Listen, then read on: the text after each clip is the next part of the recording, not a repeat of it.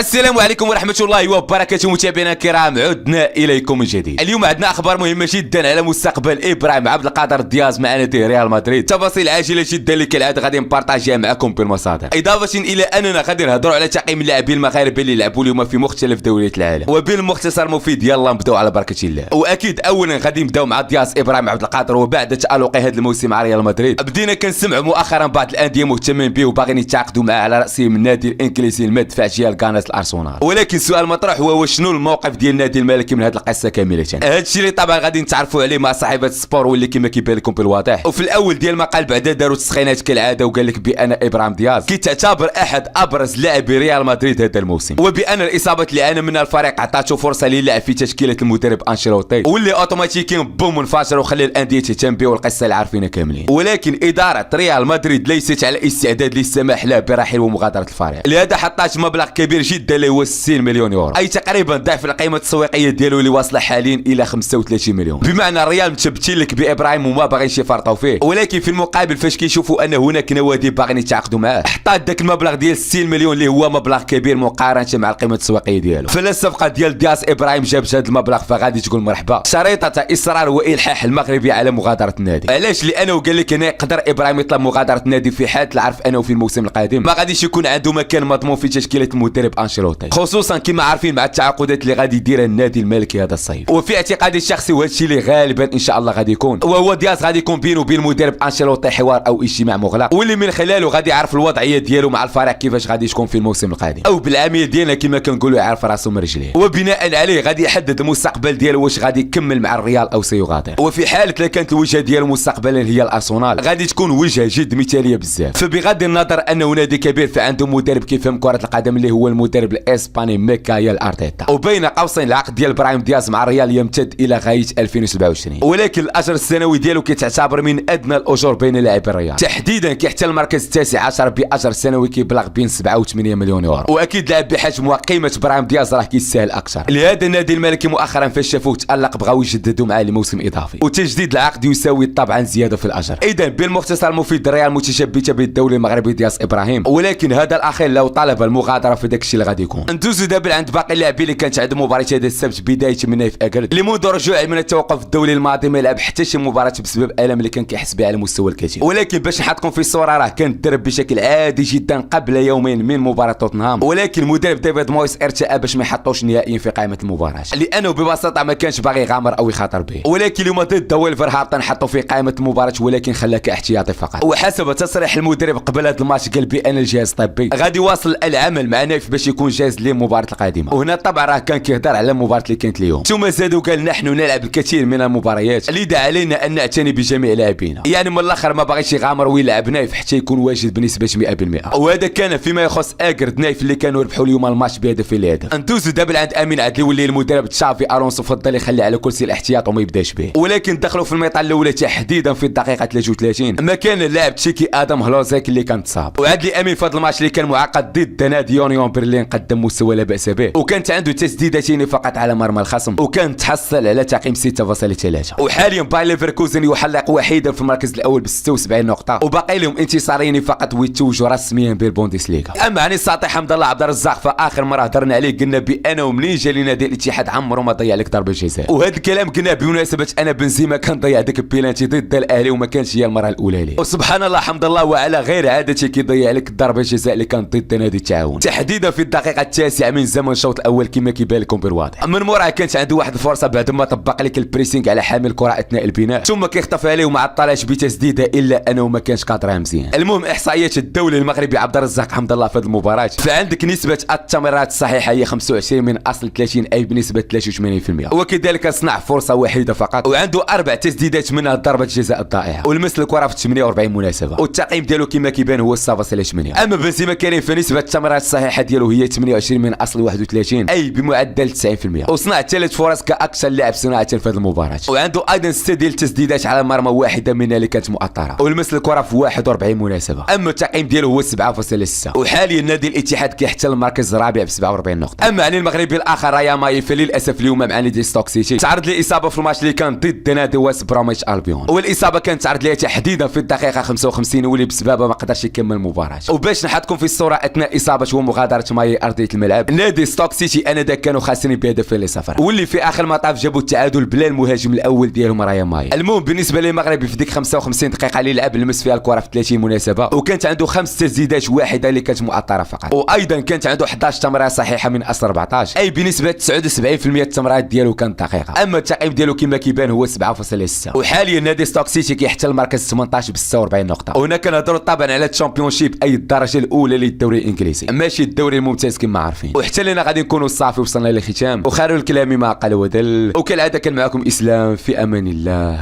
ومع السلامه.